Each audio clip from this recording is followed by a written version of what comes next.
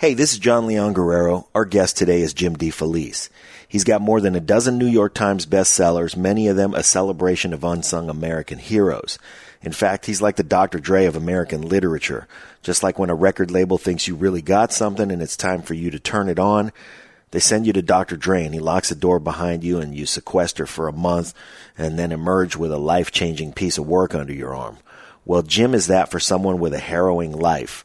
He will pull it out and shine a light on it from all directions. And when that story emerges, we're all gripped, captivated, enraptured, enlightened, and inspired. He's done it with the likes of Omar Bradley, Richard Marcinko, Chris Kyle, Ivan Castro, and Johnny Walker.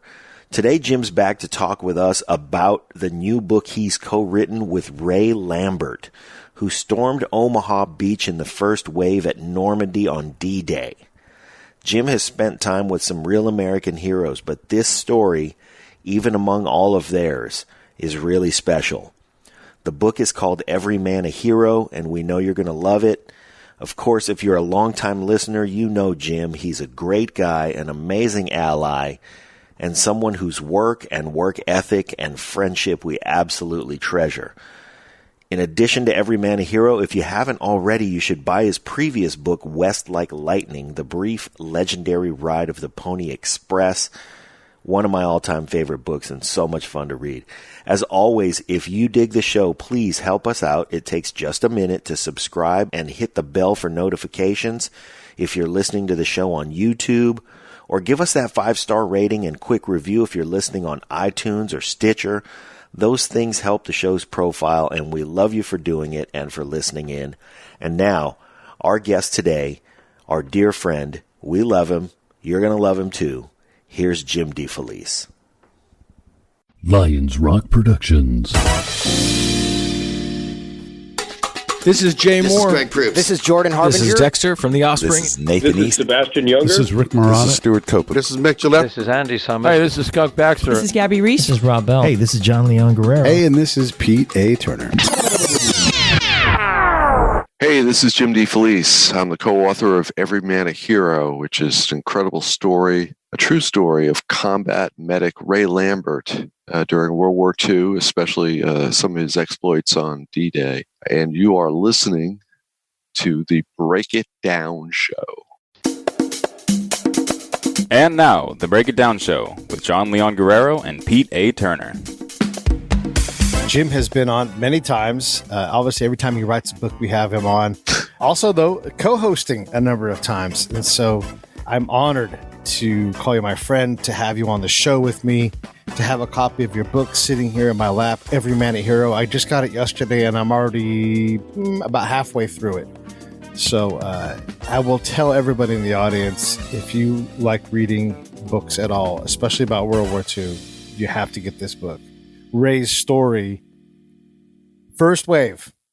When they drop that first Higgins boat gate, Ray is right there with everybody going out first. And He's right at the front. Yeah. Right in the front. He goes out, he gets hit, and he gets hit right away. And then spends the whole day, as long as he's able, until he's absolutely overcome by injuries. But that injury didn't stop him. He just kept going and going and going. And it's not just running up to bodies on the beach. You know, the whole book, Jim, starts off with, you know, next thing you know, he's already in the water, going underwater and helping someone get detangled from barbed wire. And, you know, it's just incredible. He's an incredible guy. He's still with us. He's 98 years old, still drives. Not with me. I drive, but he's an incredible guy. And on D-Day, by the time of D-Day, he had actually already been in two of the biggest invasions of the war in Africa and in Sicily, and he had 2 Silver Stars already. So I guess in some sense, you know, he had been preparing, his whole service was preparing for that day. And yet, incredible, you know, he's hit right away. He struggles, gets to the beach. And then, not to give the entire book away, but, you know, he at some point, he says, I can't go on. And then he's forced to go on, and he does go on. It's he's quite a guy.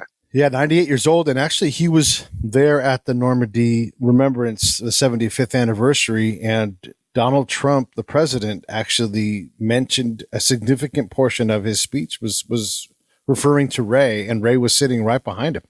Absolutely. And, if I didn't know any better, I would swear that he was just reading off the inside cover of our book, because he summarized a lot of with someone like Ray, you can't really sum up their whole life in 60 seconds or whatever. I mean, so many different things happened, and it wasn't just Ray. I mean, the combat medics, in general, certainly on that day and throughout the war and throughout history, but in World War II, they saved hundreds and hundreds of men. Ray was in charge. He was a staff sergeant in charge of about 30 men during the war.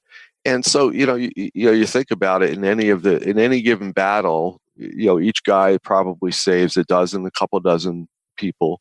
You multiply that by 30 and then multiply it by all the battles they were in. I mean, thousands and thousands of people owe their lives to these guys.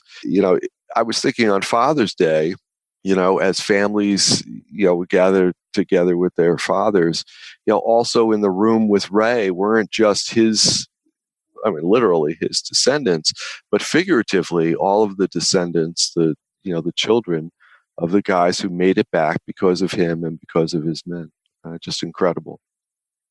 Yeah. So he lands on Omaha Beach, and again, we don't want to give the book away. You guys really have to buy it. And the standard thing applies. When you guys go to Amazon and buy the book, rate it, review it. That's what gets the book held up in front and recommended to other people. It's already going to be a bestseller if it's not already. And well, actually, it is. It is, yeah, of course. It'll be on the Times list. It's on the Times list that comes out Sunday. It's doing very well, and I have to say, it's all Ray. It's not me, but yes, it's all Ray. It's Ray's story, but you're the master of this, of taking these stories and processing them in a way for us. So it's for sure Ray's story, but man, you're the master at co-authoring and getting us to a place that, I just have the highest regard for what you do, like with Johnny Walker and his book. That's not an easy book to write. So you don't get out at that Johnny, easy. Well, Johnny keeps me on my toes. Johnny and I actually we're doing a talk for a VFW, big VFW meeting this weekend. So, and we still do a lot of stuff together, John. Everybody is different. I mean, it's kind of an interesting thing, to kind of meet different people. People from, say, Dave Bautista to Chris Kyle, to Johnny Walker, to Ray Lambert. You don't have to be their friend to be able to do the book, and sometimes you have to make decisions and help them make decisions that aren't necessarily the easiest thing for them. But it's been my privilege to form fairly good friendships with most, if not everybody, that I've worked with. And they're always interesting. They're always keeping you on your toes. I'll tell you that. Yeah. Well, but you've covered a number of wars in your writing. I mean, obviously, the Omar Bradley book is sort of I guess I haven't read it, but the one I look at the title, it's about the man. So it definitely covers some World War II, but it covers other things. You've got Ray. You've got Johnny Walker, who's the most improbable SEAL of all time. Chris Kyle, of course. When you hear these things, and it's not really a combat story, but it is, the story of, we had John for West Like Lightning, the Pony Express book. And it's these primarily these men that take on these incredible challenges. How do they, when you kind of sift them through time, how do you see a difference between Ray and Johnny and Chris and, someone who's riding the Pony Express? They all have different favorite drinks, and I'm very adaptable. So I think that on the surface, there's always obvious differences. I mean, Johnny Walker, Johnny was an Iraqi, and pretty contemporary times, raised in in Iraq. Much different background, say, than Chris Kyle, who was a tried and true Texan, and very different. All those guys are very different than Ray Lambert, who had been born in Alabama before the war, and certainly comes from. I mean, America has certainly changed quite a bit since 1920 when he was born. But the thing that I see, one thing that kind of ties all of these guys together, for me, is that they've all dealt with very difficult circumstances, and they've all managed to kind of reach deep and come through. And each one of them, I think, would tell you that in their heart of hearts, they don't think that they're very special. Yeah. Chris was adamant about that. Ray's very insistent. It took months. I have to tell you, it took months and months and months to get Ray to agree to do the book, because he didn't think, it's like, well, nobody's going to want to read it. It was no big deal. I was just doing my job. Right. My job was was a difficult one, but that's what I was doing. And Johnny's Johnny. Pretty unique. Yeah. I know he's read the book. I know he's worked quite a lot on it. But again, he's just an ordinary guy, and yet they were called on or put into situations where they had to do extraordinary things. Yeah. And I think that's an endlessly fascinating subject. And it, some people are inspired by heroes, and other people say, well, I read this story and it's great, but I could never be that way. And, I think that the message that comes through for me anyway, in reading, in working with all of these men and women, Taya Kyle did her memoir, and we've worked on some things together, that ordinary people can rise to the occasion. Maybe not all of us, and hopefully we're not all placed in some of the most dire situations that make good drama, good books, good movies maybe. But, I certainly wouldn't wish any of the things really that happened to Ray during the war on other people, but they all managed to just kind of go beyond. Yeah, find that thing, whether it's a thumb of a rock on a beach in Omaha, or however Johnny. Gosh, I don't even know how Johnny did it. I was actually able to talk to Beta, Johnny's wife, and feature some of her story on the show. Mm-hmm. Mm-hmm. And it's just impossible, what she had to go through. And I asked her a question, and I asked her specifically because I knew I had a sense of what the answer would be, but I phrased it. I said, how many times in a month was you and your kids, like your livelihood, your lives outside of your control? And she kind of laughed, as you might expect, and said 2 to 3 times a day. Yeah, I was going to say it'd be like every day, 100%. Yeah. There's a great story in Codename Johnny Walker about when they finally leave Mosul, basically escape Mosul. And that story, Johnny had not heard. The first time Beta told me that story was in her kitchen. We were standing around, we started talking. Johnny had not heard that story before. Right. He didn't know that they had been, the bus that they were on had been stopped by Mujahideen, and they were basically sweating out their lives for a couple of hours there. Like I say, I would not wish those circumstances on anyone. But I find the fact that people like Johnny and Chris and Ray, have kind of risen above those things, have gotten through. Yeah. The one thing that they all seem to say is that when things were most difficult, they weren't thinking about themselves. They were thinking about, in Ray's case, the guys that he was going to save. He, had reached a point, he'd been shot or hit by shrapnel. It wasn't clear which, a couple of times on the beach, and was ready to collapse. And yet he kept going because he heard other people, crying for help and that sort of thing. And, that does make him a phenomenal man, makes him obviously a hero and an inspiration for us. And hopefully, God forbid we're ever in that situation, but hopefully, whatever sparked him will spark us as well. Yeah. You've written the book, The Rangers at Dieppe, also another D-Day landing story. How did that inform your tale with Ray? Well, one thing I learned from Rangers at Dieppe, which is about it's the first action that the U.S. Army takes on the ground in Europe, let alone the Rangers, and they had just been kind of invented, and they were still being stood up, and the Rangers go with the Canadians and the British on the attack. The one real lesson I learned in doing that book, I think, is that history has, as maybe my college professors probably tried to drum into my head, but history has different perspectives. And when you go and you read the after-action reports from that battle, and if there were 4 men who were engaged in the same area, the same engagement, the same little acres of combat, they each did a report, and there were 4 different versions of the battle. And figuring out what really happened, and that can be a bit tricky.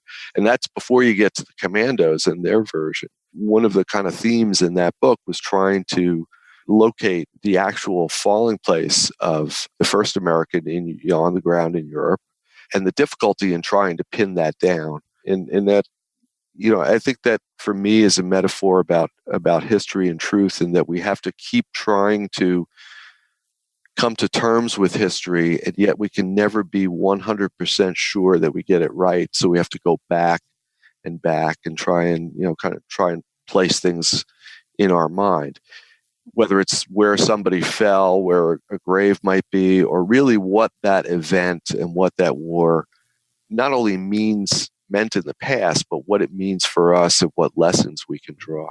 I was struck by your opening, and this is specifically written by you for the book. And you try to, like everybody, you try to capture in words something that is just undescribable. And you're very detailed with how everything starts. 0 hour plus 15. So for those that don't know, that's 15 minutes out. That's it. It's about 6:15, 6:30 on D-Day. Yeah. Right. Oh, let me actually say this. You have it as 6:45 in the book. Okay, it's 6:45. 06:45. And I'll cut the other stuff out. Okay, so 06:45, and you start taking your shot at doing sort of the what all of the directors and all of the writers try to do.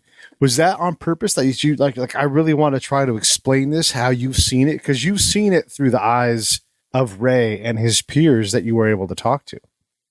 Yeah, I wanted to set the scene. I wanted to throw people right in there. It's, from the beginning, and that was not something that I could do actually with Ray's voice at that point, because Ray's voice is not established in the book, and Ray doesn't talk the way that intro sounds.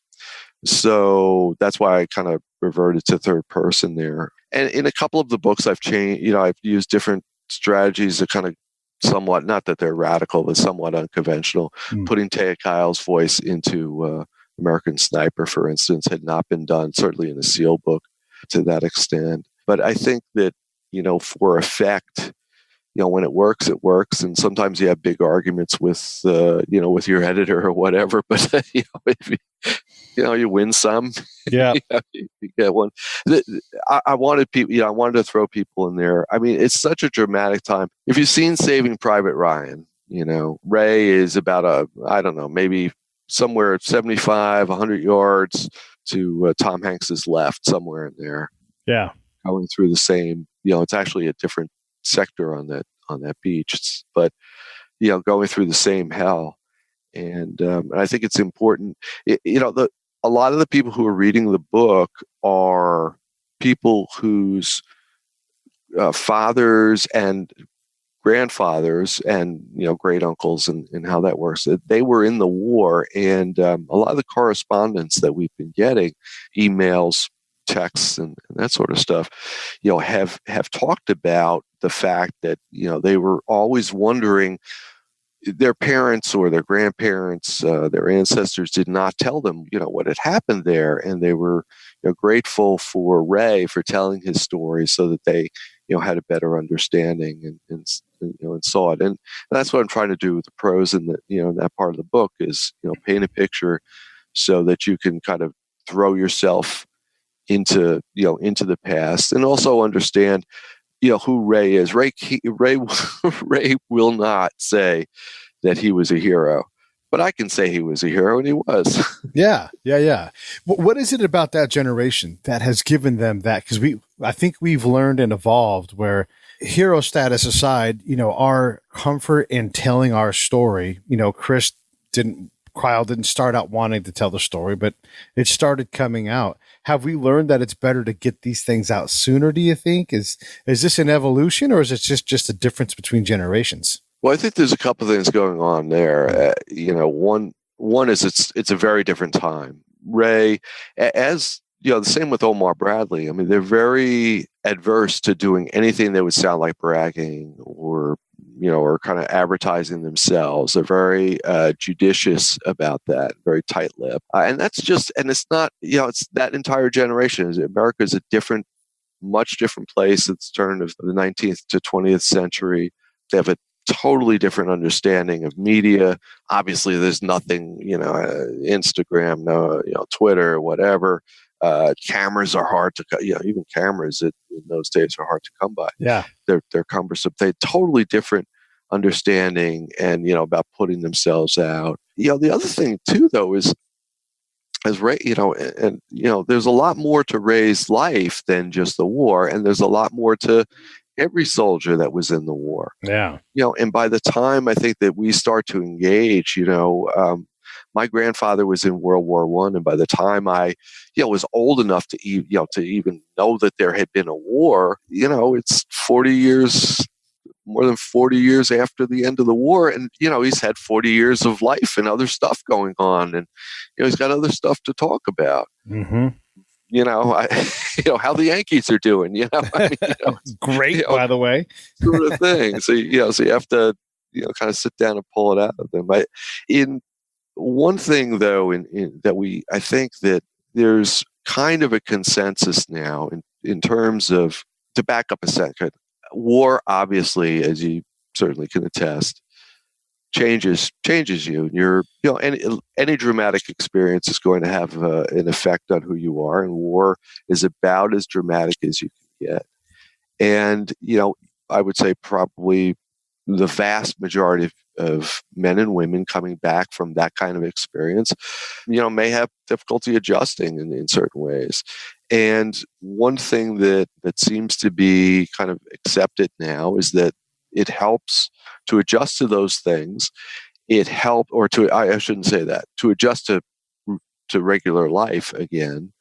It helps to talk about the things that you've been through. That's not necessarily an easy thing, especially given the emotions that can be very complex. And I don't want to turn this into a dialogue about post-traumatic stress or anything like that. Yeah. But I think that kind of the attitudes towards that and towards encouraging people to talk about their experiences has also had an effect on our generation in terms of, I was in the war and this is what I did. I think we're much more ready to talk about that and understand that it's not bragging, unlike someone like Ray at the time who didn't really talk that much about it. He also they didn't have the communication formats that we have now. They didn't have podcasts. Yeah. They didn't have podcasts. Well, and in general, I mean, the amount of communication, yes, the world had phones and all those kind of things, but you're talking about a farm kid from Alabama. And like he says right in the beginning of the book, like there weren't that many doctors around. There weren't phones in every house, in every room, and heck, that's a generation ago now that you have phones in every room. You did say in every pocket, right? Every pocket. Yeah, they're everywhere. I mean, my phone, think about it. My phone goes everywhere. Yeah, my phone and my laptop are with me everywhere. And both of those things, in effect, are phones. But you don't have to crank it as in this day. You crank it and Ethel, could you get me? Yeah. Klondike 615. Yeah. Although I guess with Siri, now that I'm thinking about it, maybe Siri is just kind of the contemporary incarnation of those operators. And she is listening, just like operators did. She's always listening. You said a couple of things that are important to hit on, and things that I've come to realize as a podcaster. We had on Harold Bray, who survived the USS Indianapolis sinking in World War II, right at the very end of the Pacific fight.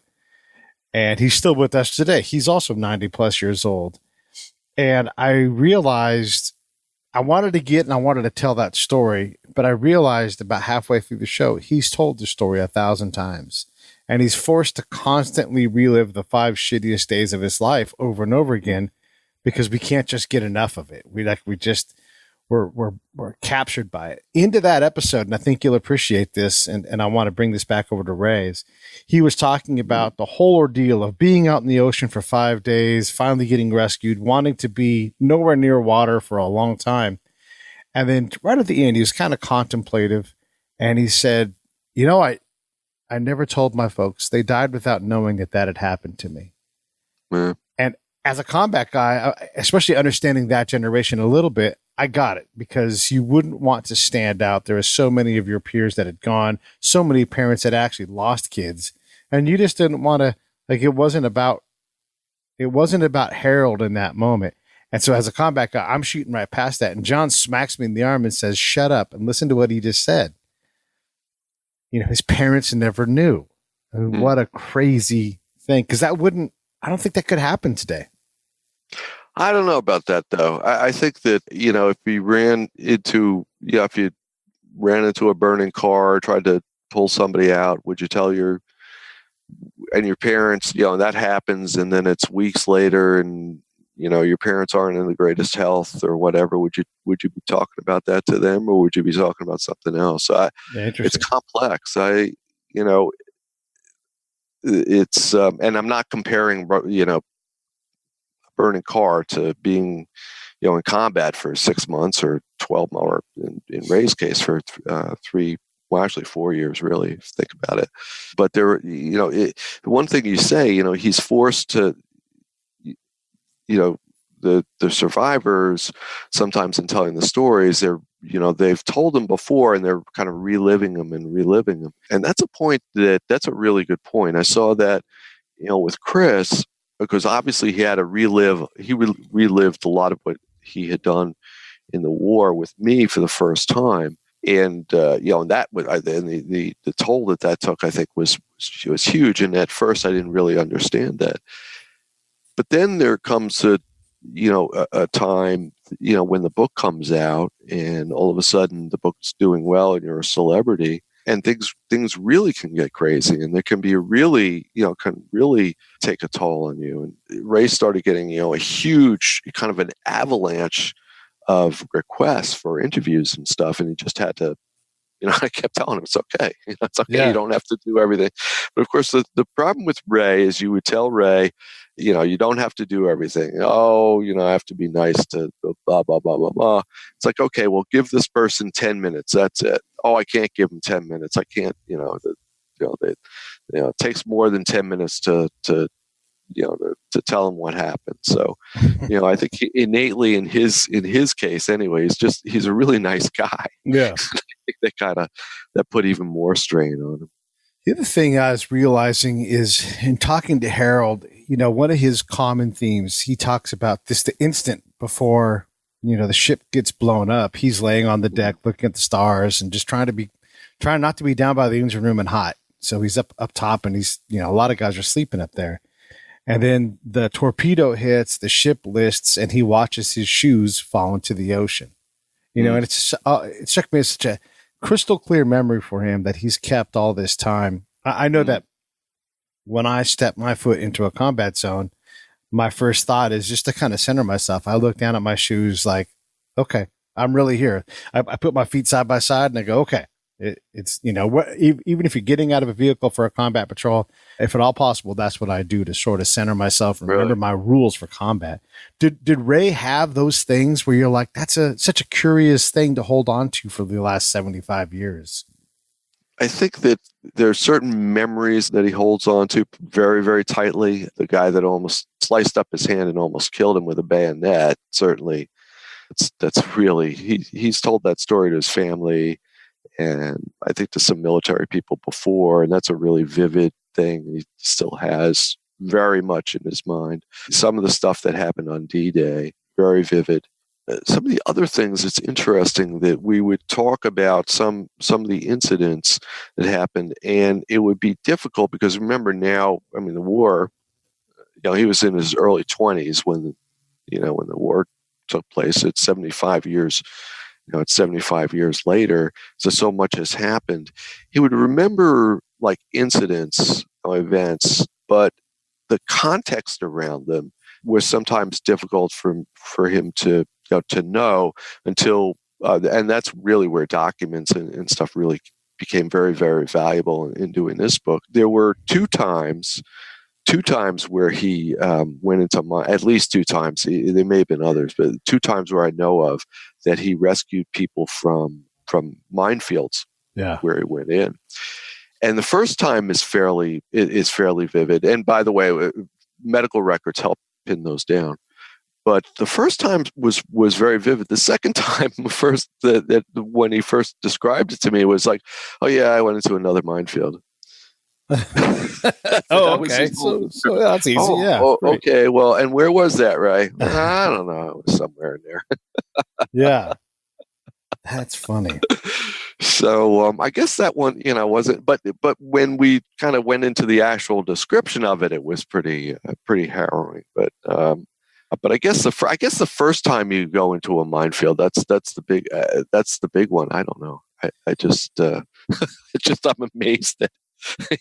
Yeah, just looking at the minefield, let alone running into it. Well, I mean, it's I think one of the things that has given me PTSD was when I went to Bosnia, our helicopter broke to the point where it could still fly, but needed to go home immediately. And I was on the helicopter. So like, hey, we're going to drop you off and keep going so that, nobody crashes. So a bit of emergency, but nothing crazy. And they dropped me off at the helipad. The helipad was well outside the bounds of the camp. And normally you came down on a patrol and they patrolled back and, you were relatively safe. There was no party to greet me there. And we were briefed that there were 15 bazillion mines all throughout, unmapped. And I spent the next, hour or so, and I had kids around me. That was good, but I was worried about mines. I was also worried about becoming the butcher of fill in the blank place where I was at. And just a constant stress because I was doing this solo combat patrol and literally no one ever came. I walked all the way up and they're like, "What are you doing outside?" I'm like, waiting on someone to come get me. But, that caused a lot of stress. Thank God you could see where you had to go. That's yeah. There was a road and you could be going the wrong way. Yeah. Well, yeah. I mean, the path was known, but it didn't make it any less terrifying because I was like, what if someone has come and placed something? So I'm scanning every single thing for patterns of, and so just, I think now about Ray going into a minefield, and that's burned into my mind. I can tell you tons of memories from that specific thing. And, but you can't remember everything. Right. And so it's like, yeah, it was a minefield. I ran in and I grabbed this guy and, all was well. So Ray had more than one D-Day. Let's talk a little bit about that. This episode of the Break It Down Show is brought to you by Lions Rock Productions. That's us. We publish, evaluate, and develop podcasts just like this one, consult others to build their own, and create associated content and content marketing strategies. So if you're launching or expanding your social media presence, your business, or your personal brand, or if you just want to take your media presence to the next level, reach out to us on Twitter at Pete A. Turner or at JohnLG69 at the Break It Down Show. There's 1,000 ways to get a hold of us. Now enjoy the show. So Ray had more than one D-Day. Let's talk a little bit about that. He lands in Africa, and that landing is actually, as amphibious landings go, that was a relatively easy landing. I wouldn't say it was unopposed, but there was very, very light combat around it. But it was also the introduction for most, including Ray, Americans into combat. And the first, they come on land, and and they have two guys get lightly wounded, and then as they're going towards their objective, they see a bunch of. I'll leave out some of the details, but one of the highlights for me is they see a bunch of bodies in kind of a ditch by the water, and one of the guys goes to touch it and almost gets electrocuted because there was live I guess the power lines had been knocked down, and that's apparently how those fellows had died. And I think that was the first. That's kind of the combat in Africa, which is called Operation Torch, is the landing. Is often something that's kind of brushed past if you're talking about World War II. I doubt that it's taught in any high school classes about it, and probably not many many college level classes. It's not in a lot of books, not very famous battles, but it was very important because it's the first time, large groups of Americans, as I had said earlier, very small groups of Americans had fought in Dieppe a few months before. But this is the first time that Americans are starting to see what war is really like.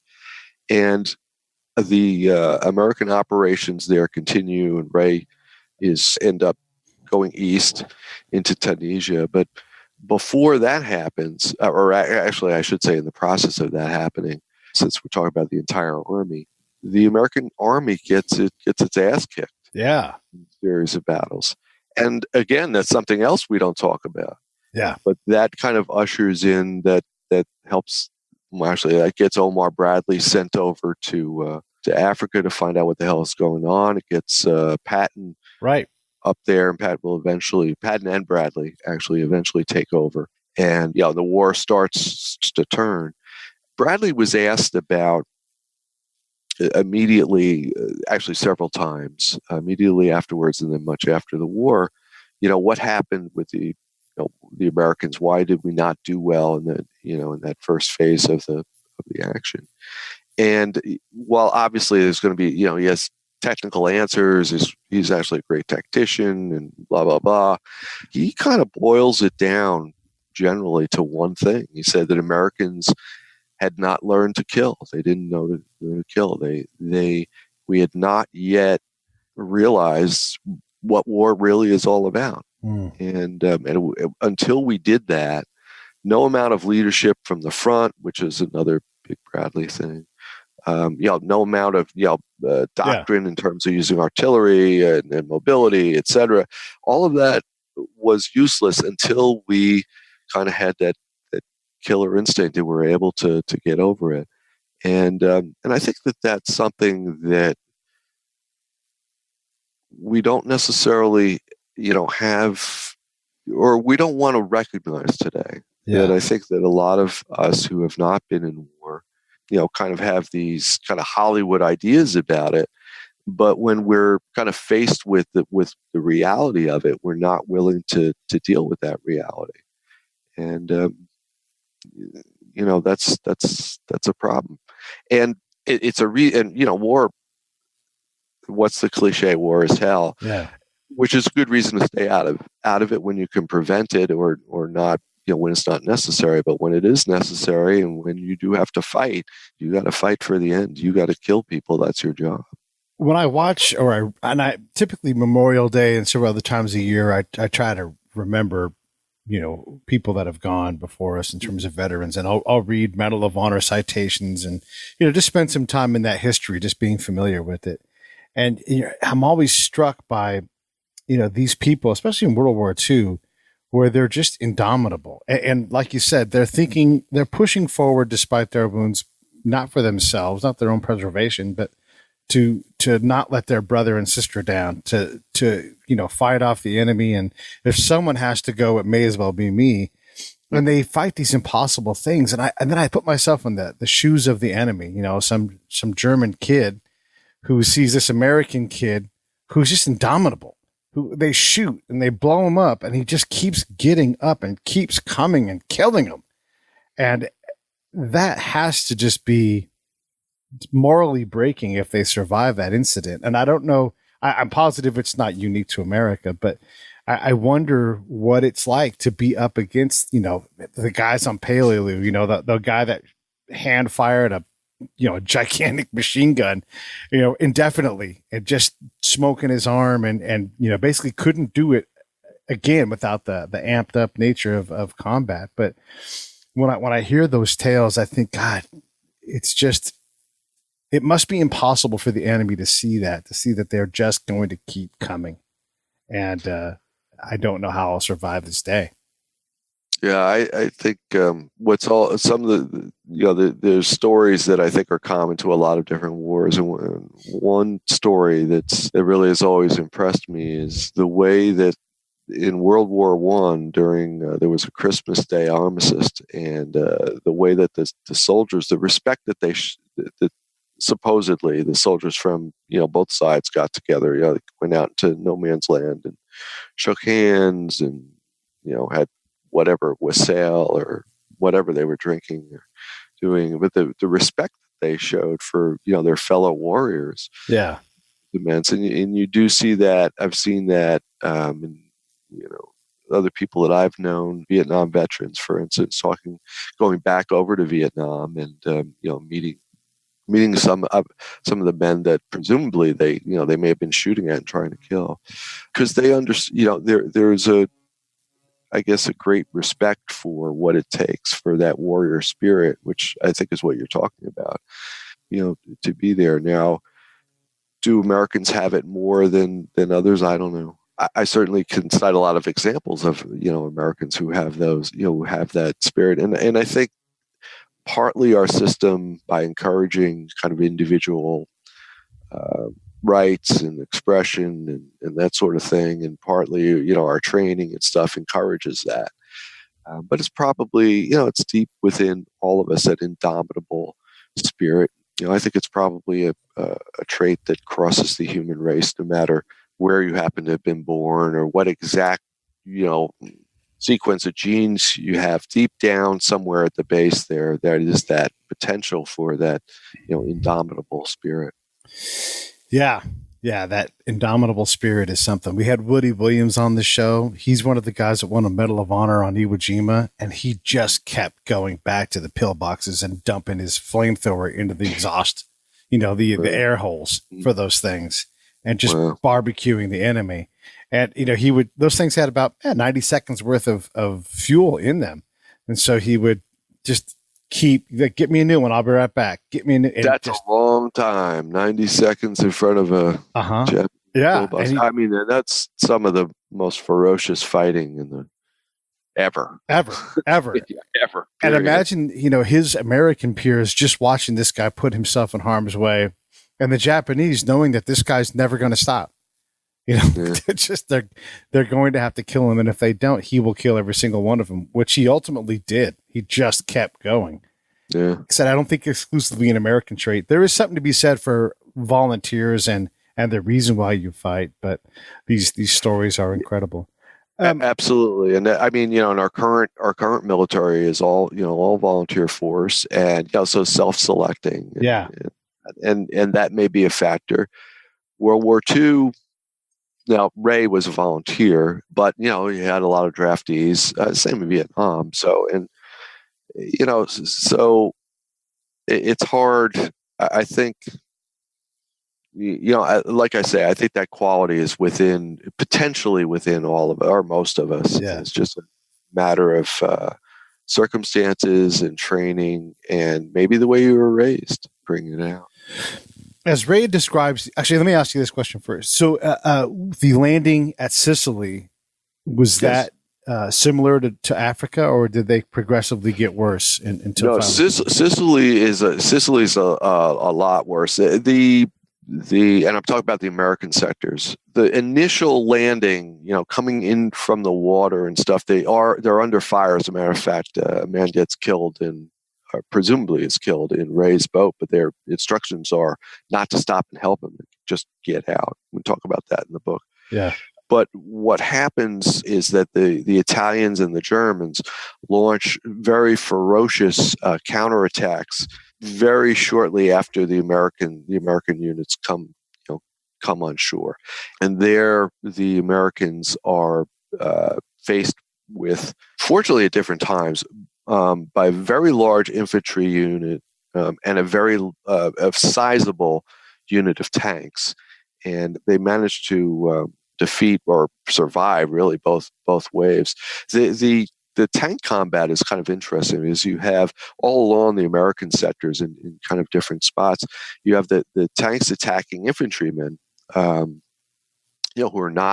haven't yet for the most part gotten heavy weapons on shore, and in the areas near where Ray's battalion is, what the Americans started to do was make sticky bombs, basically stick them on the side of the armor, and it would take a couple, but they disable the tank.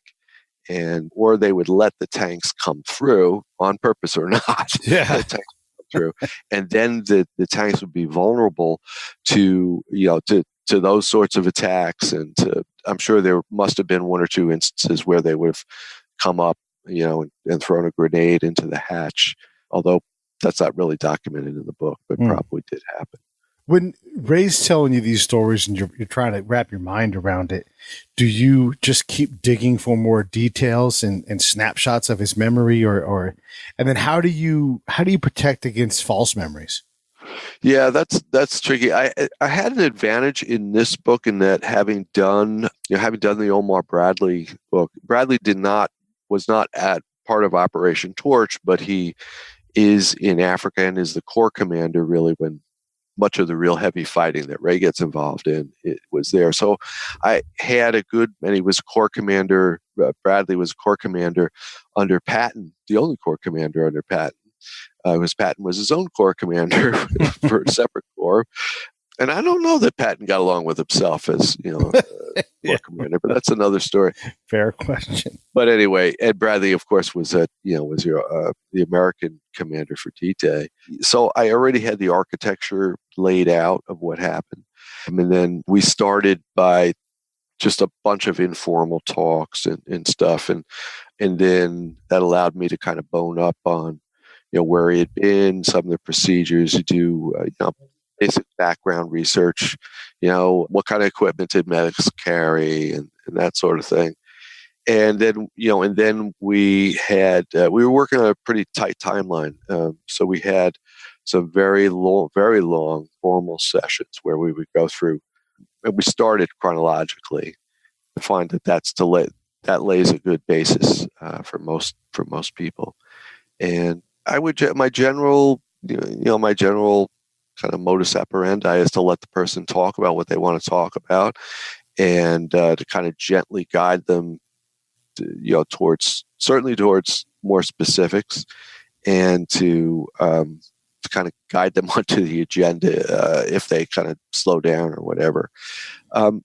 What helped in Ray's case, in terms of, because so much time had passed, and memories kind of, they're fragile things. They can get polluted by movies, by something somebody else said, or by this, by that, by wishful thinking. What helped us in Ray's case were some of he has a bunch of medical records, maps, so we could talk. We knew when people at his unit, for instance, were injured, including when he was, or at least when it was reported, which wasn't always the right thing. And those were really good prompts for him. Photos, good prompts, maps. It's not what I found with Ray's memory is really, really good. It wasn't so much, and this is often the case, it's not so much that somebody's memory is bad. It's just that they know, they're not trying to give you every detail. They're not trying to give you the details you really need to write a book. Especially someone who, has told the story a few times, they're going to kind of narrow the story down, narrow it down, and they'll just hit the highlights, which, is great if you're in a 5-minute phone conversation. But if you have to write a 85,000 or 100,000 word book, you need a few more details. Yeah.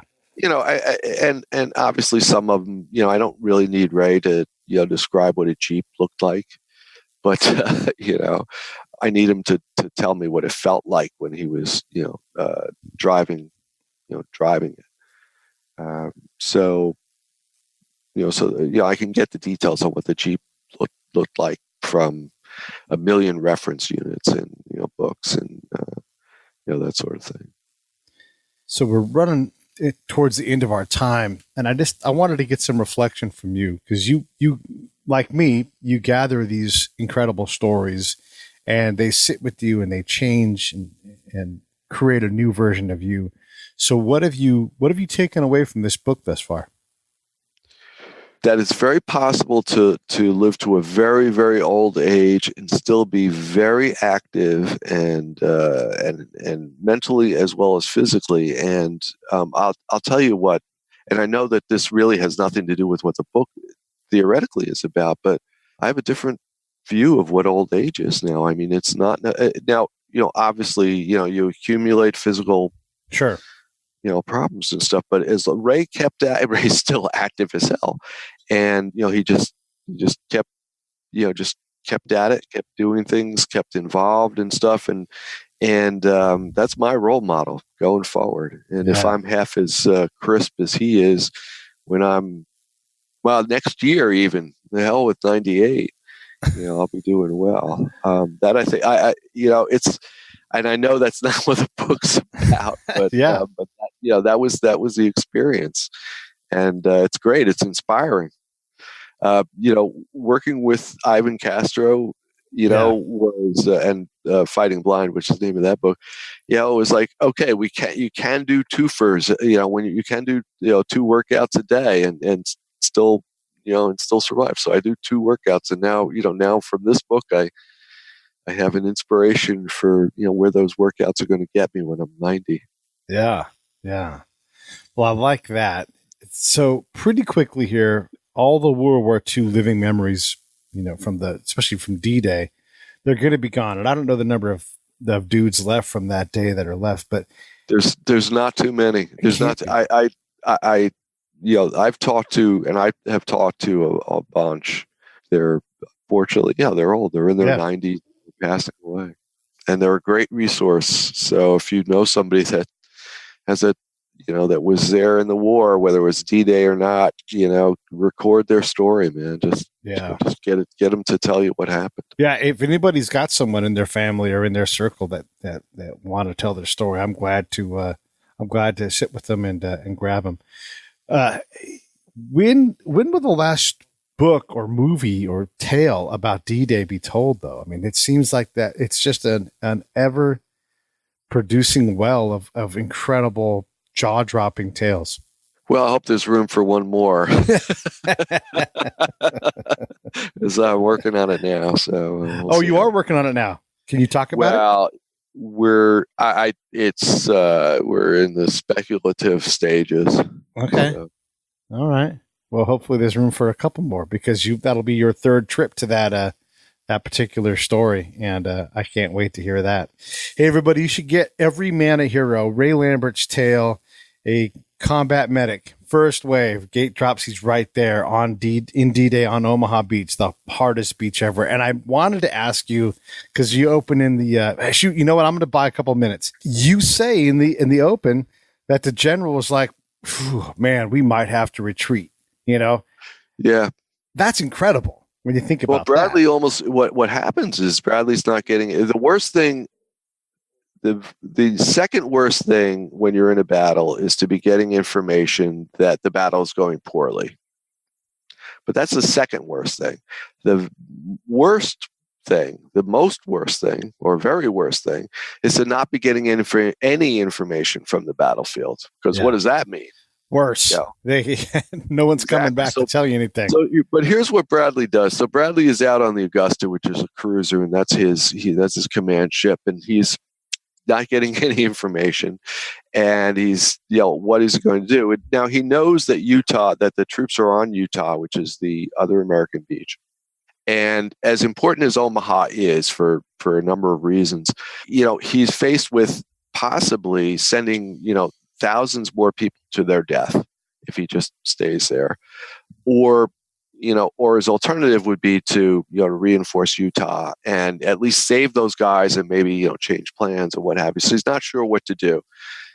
So what does he do? He does what any good general officer always does. He looks around the room, finds a captain, and says, "Captain, go get your butt over there and tell me what the hell's going on." Yeah. So he sends one of his aides, a very close aide, to the beach, and they get there in a PT boat, and they don't land, but as they kind of get out of the smoke and everything, the captain sees that there are troops coming up the ridge, American troops climbing up the ridge. He says, "That's it. We can do this, but we got to get more. But we need all those troops in there." So they race back. Bradley, keeps the invasion going, goes over to the boat where a lot of other generals are and says, "Get your butts on the beach there. We got to get going." So, and that was that's really the turning point, at least for the Americans there, that people like Ray Lambert and his brother Bill were brave enough to, withstand the fire and just keep going, against tremendous odds. And they really turned the tide that day. Was General Roosevelt at Omaha, or was he at Utah? Teddy Jr. who actually was Ray's division assistant commanding general in Africa and in Sicily. Teddy is on Utah, and Teddy's also a great story. They land in the wrong, completely, totally, utterly wrong place on Utah, and Teddy takes charge and is reputed to have said, and knowing, if you read any stories about him, you totally believe this. It's one of the officers said, we're in the wrong place, and blah blah blah. And Teddy said, "That's okay. We'll fight the war from here." And they march through to a swamp, and just keep going. They get their objectives. The first day of Utah and no invasion, nothing in that war is a picnic, but Utah is relatively, certainly compared to Omaha, is a relatively easy invasion. The tough stuff on Utah happens, or in the Utah area happens, after that. But yeah, Teddy was quite a character. Yeah. And he won the Medal of Honor or he didn't win it. He was awarded the Medal of Honor for his actions that day. You can say you win it, you're awarded it, you get it, whatever your verbiage you want to use. God damn it, that's one hell of an impressive. Yeah, a general who clearly was in ill health, by the way, out there swinging a cane.